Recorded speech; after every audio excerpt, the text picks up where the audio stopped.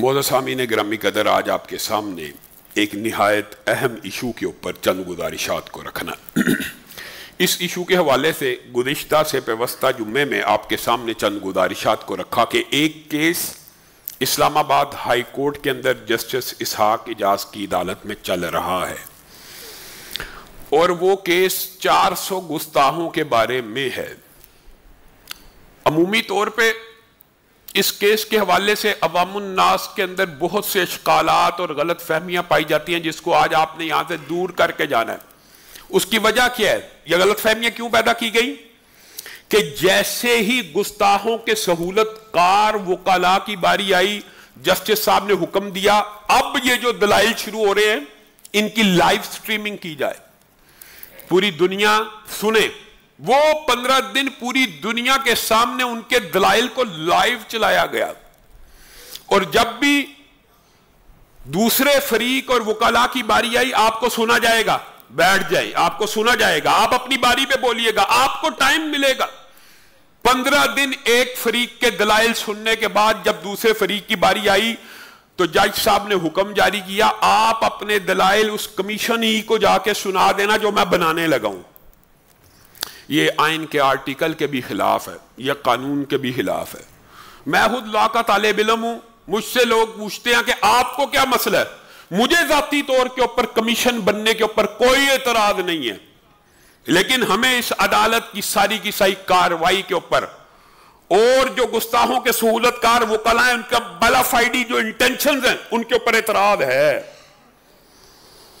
پہلی بات جو میں کہنا چاہتا ہوں وہ یہ ہے، اور پہلے بھی آپ کے سامنے کی ہے، کہ گستاخی کے قانون کے حوالے سے سب سے زیادہ تحفظات اگر کسی مکتبہ فکر کو ہو سکتے ہیں تو وہ اہل حدیث ہو سکتا ہے، کیونکہ گستاخی کے سب سے زیادہ جعلی مقدمات اٹھائیے 70 سال، سب سے زیادہ توہین رسالت کے، توہین قرآن کے جعلی مقدمات اہل حدیث پہ ہوتے ہیں، اور اہل حدیث کے عام اشخاص پہ نہیں، اہل حدیث علماء پر سب سے زیادہ۔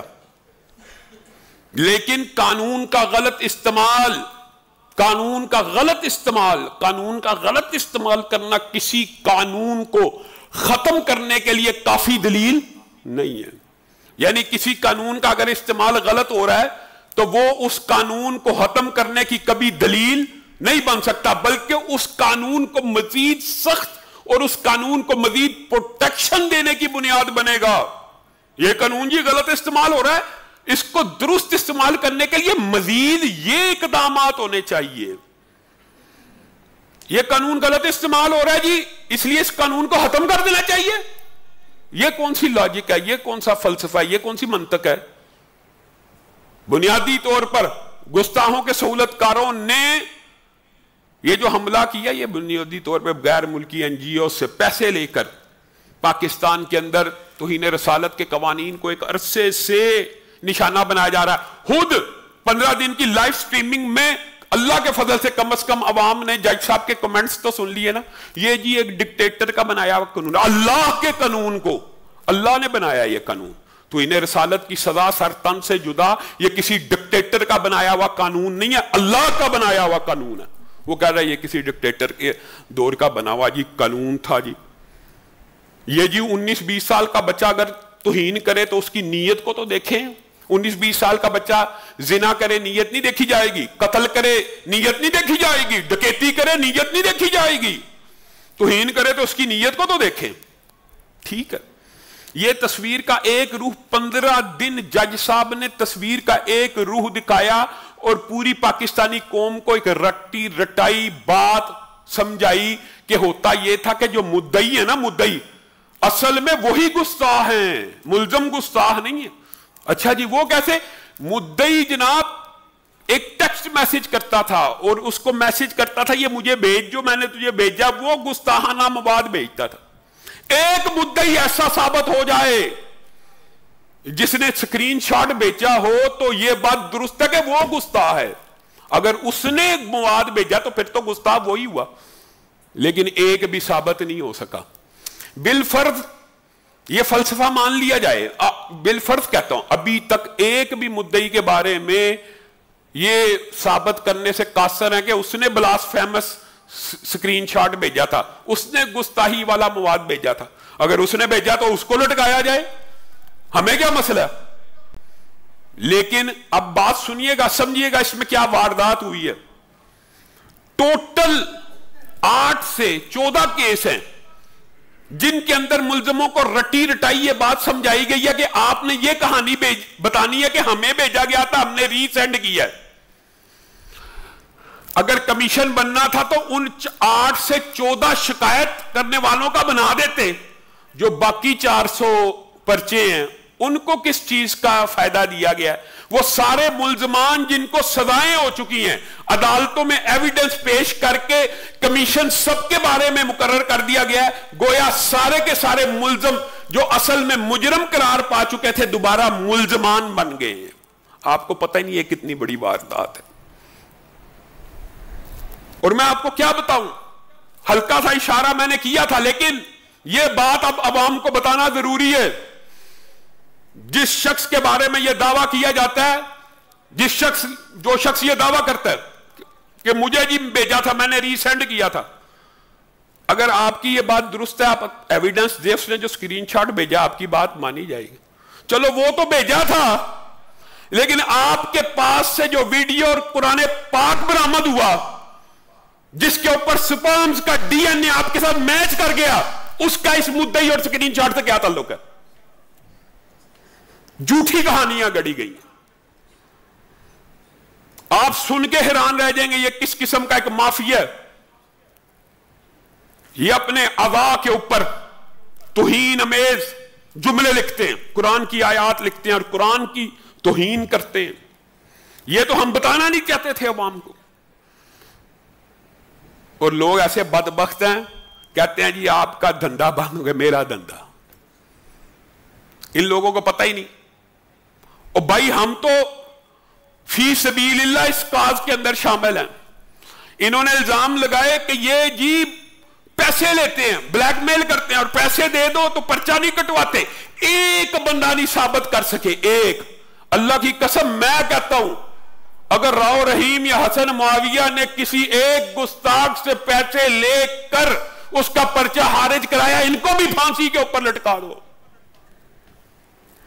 لیکن آپ قیامت تو آ سکتی ہے، یہ بات ثابت نہیں کر سکتے. کیوں؟ کیونکہ جو مجاہدین ختم نبوت ہوتے ہیں، جو حرمت رسول کے پاسبان ہوتے ہیں، ان کی نظر میں پیسے کی کوئی اہمیت نہیں. وہ پیسوں کے لیے شو یہ کیا جا رہا ہے، یہ مافیا پیسوں کے لیے کرتا ہے جی، لوگوں کو پھنساتا ہے، ان سے پیسے. اللہ کے بندوں کو خدا کا خوف کرو.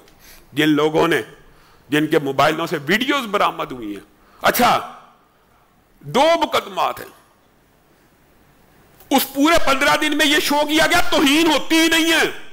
اور جو شو کر رہے ہیں، اٹھیے آج آپ نے جا کے ان کی آئی ڈیز کو دیکھنا ہے. ان کی اپنی آئی ڈیز پہ آج بھی اللہ کی، شاعر اللہ کی، مساجد کی توہین موجود ہے، آج بھی موجود ہے. پی ٹی اے، ایف آئی اے، حکومت کے ادارے اور پولیس کو میں خراج تحسین پیش کرتا ہوں اس کیس میں.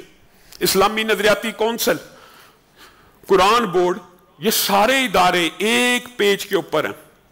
اور آپ کو پتہ ہے اس تحریک کی ابتدا کب ہوئی تھی؟ چودھری نثار علی خان کے دور میں، جب بھینسا، موچی اور روشنی نامی پیجز کے اوپر پاکستان میں پہلی مرتبہ رسول اللہ صلی اللہ علیہ وسلم کے بارے میں توہین امیز خاکے اور جملے کسے گئے تو مسلمانوں میں ایک اضطراب کی کیفیت تھی. اور یہ ٹیسٹر بھی ہوتا ہے. اور مسلمانوں نے ان کے خلاف پروب کیا، اور اس میں اللہ کے فضل سے ہمارا بھی حصہ بقدر جثہ رہا.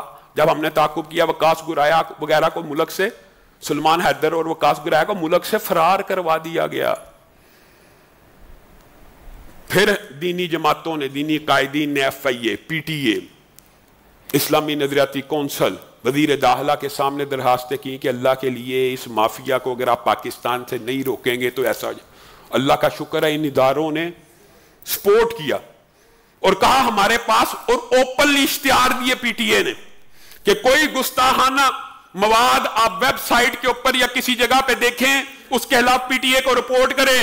یہ بکواس کرتے ہیں کہ گستاخانہ مواد موجود نہیں. اٹھائیے پی ٹی اے کی ویب سائٹ، ابھی 1 لاکھ سے زائد ویب سائٹیں جن کے اوپر گستاخانہ مواد موجود تھا ان کو ہٹا دیا گیا. یہ پی ٹی اے کا بہترین کارنامہ ہے، یہ اپنے ہی اداروں کے خلاف کھڑے ہیں. یہ کہتے ہوتی نہیں تو وہ 1 لاکھ ویب سائٹیں کہاں سے گئیں؟ آپ کہتے ہوتی نہیں، ابھی بھی ہو رہی ہیں. اٹھائیے نیٹ، ابھی بھی موجود ہیں. کام تو یہ ہے میں اور آپ رپورٹ کریں، جو بندے کا پتہ اس کو پکڑوائیں، جس کا نہیں پتہ اس کی ویب سائٹ بند کروائیں. یہ کہتے ہوتی ہی نہیں. پہلا مقدمہ یہ. اور بالفرض دوسرا مقدمہ اصل میں یہ ہے، ہو بھی جائے تو کیا فرق پڑ جائے گا، یہ بات اصل. پہلے گستاخان صحابہ کو پروموٹ کیا گیا، صحابہ کی گستاخی کو نارملائز معاشرے میں کیا گیا. 10 سال اس کے اوپر محنت کی گئی کہ صحابہ کی گستاخی کے اوپر کبھی کوئی ایجیٹیشن نہ پھوٹے. کرتے جاؤ آہستہ آہستہ نارملائز ہو جائے گا. لیکن اللہ کے فضل و کرم سے محبان صحابہ آج بھی درد دل کے ساتھ میدان میں کھڑے ہیں، اور رجب بٹ جیسے بدماشوں اور غنڈوں کو یہ پیغام دے رہے ہیں، یہ وطن ابو بکر صدیق کے غلاموں کا وطن ہے. جو اس وطن کے اندر گستاخی کرے گا یا گرفتار ہوگا یا ملک سے فرار ہوگا. اور اطلاعات یہ ہیں وہ بدبخت فرار ہو چکا ہے. اس وطن کے اندر توہین صحابہ کی اجازت نہیں تو توہین رسول کی اجازت ہو سکتی ہے؟ یہ نارملائز کرنے کی بات ہے. اگر کر بھی لیا تو کیا ہے؟ اصل مقدمہ یہ ہے کہ اس بات کو نارملائز کیا جائے کہ اگر ہو گئی یا تو کیا ہو گیا، معاف کر دو، چھوڑ دو. اصل بات ہی ہے. اور کر کون رہے؟ مسلمان. یہ جو بندے پکڑے گئے ہیں، یہ اچھا 400 مقدمات میں چلو 8 10 14 کے بارے میں آپ کہتے ہیں یہ جیلی ہیں، ان کے بارے میں کمیشن بنا لیتے، کوئی حرج نہیں. ابھی بھی مجھے کمیشن کے اوپر اعتراض نہیں ہے کہ دودھ کا دودھ اور پانی کا پانی ہو جانا، لیکن آپ کے رویے پہ اعتراض ہے. آپ نے جو جانب درانہ وکیل، آپ کو شاید پورے ڈیٹیل اور تفصیل کا نہیں پتا کہ وکیل آرگیومنٹ پیش کرنے کے ہم سے جواب تو سن لو. توہین عدالت 23 وکلاء کے اوپر، 2 کے لائسنس کینسل کر دو. اور تمہیں توہین عدالت بڑی عزیز ہے، اور عدالت کی تمہیں حرمت کا بڑا پاس ہے. رسول اللہ کی حرمت کا کوئی پاس نہیں، قرآن کی حرمت کا کوئی پاس نہیں. ایسا ہم اس معاشرے میں نہیں چلنے دیں گے. لیکن میں اس طبقہ فکر کو بھی کہنا چاہتا ہوں، میں اگر سوختہ سامہ ہوں تو یہ روز سیاہ خود دکھایا ہے میرے گھر کے چراغاں نے مجھے. آپ مجرم ہیں. دین پسندوں کی آواز کو دلائل اور انٹلیکچوئل لیول پہ ڈبیٹ اور مکالمہ کرنے کی بجائے آپ نے دھوس اور داندلی کی سیاست کی ہے. آپ نے ہر شخص کے اوپر حملہ آور ہو، اس کو جلا دو، اس کو مار دو، اس کو. ایک عالم دین ہے، اس نے نورانی قاعدے کے بسیدہ اور آگ کو جلا، قرآن جلا دیا ہے. آپ کے اس رویے کی وجہ سے آج دیندار طبقہ شرمندہ ہے.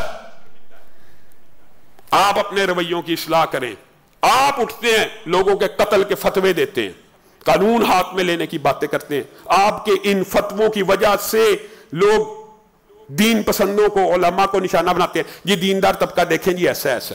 آپ ان حرکتوں سے بعد آئیں اور دلائل کی دنیا میں، علم کی دنیا میں، مکالمے کی دنیا میں اس فضا کو قائم کریں اور لوگوں کے ساتھ ابلاغ کریں، حکومت اور اداروں کے ساتھ ابلاغ کریں. F I A, P T A, police, انتظامیہ سب ایک پیج کے اوپر ہیں. پہلا موقع ایف آئی اے بھی ایک پیج کے اوپر. ایف آئی اے یہ سب عجیب بات کر رہے ہیں. ان لوگوں کو یہ نہیں پتا کہ پرچہ کٹوانا کتنا مشکل سے ہوتا ہے. ایف آئی اے آپ کے خیال میں آسانی سے پرچہ کاٹتی ہے. رجب بٹ کے خلاف درخواست کو آج 8-9 دن سے اوپر بیت چکے ہیں. صرف ابھی تک اس کا موبائل ضبط کیا ہے، اس کو ڈرایا دھمکایا، وہ خبر یہ ہے کہ ملک سے فرار ہو گیا. پرچہ ابھی تک آپ سمجھتے ہیں پرچے آسانی سے کٹتے ہیں؟ الٹی آپ بات کرتے ہیں. ہم تو کہتے ہیں پرچے کٹنا بڑا مشکل ہو گیا دلائل کے باوجود. وہ جو دلائل اور ایویڈنس کے ساتھ پرچے کٹے ہیں، ان پولیس افسران کو خراج تحسین پیش کرنا چاہیے کہ نہیں کرنا چاہیے؟ بات آئی ہے ضمنی طور پہ، ورنہ میں نام نہیں لیتا. میں تو اپنے اس علاقے تھانہ ستو قتلے کے ایس ایچ او ہاشم اور D S P Iftikhar Bajwa صاحب کو بھی خراج تحسین پیش کرتا ہوں. آپ کو نہیں پتا، آپ لوگوں کو نہیں ان چیزوں کا پتا ہوتا.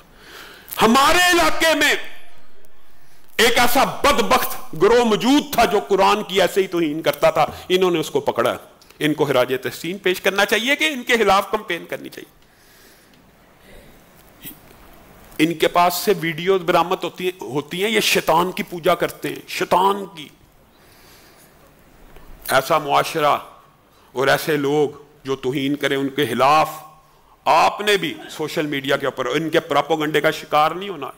یہ مافیا آپ صرف یہ اندازہ کر لیں، علماء، FIA، PTA، اسلامی نظریاتی کونسل، وزارت داخلہ، متحدہ قرآن بورڈ، متحدہ علماء بورڈ ایک طرف اور دوسری طرف کے جو لوگ ہیں، سب کے ساتھ آپ ان کے نام پڑھیں، آپ ان کے بارے میں ان کے کریکٹر دیکھ لیں، گھن آتی ہے.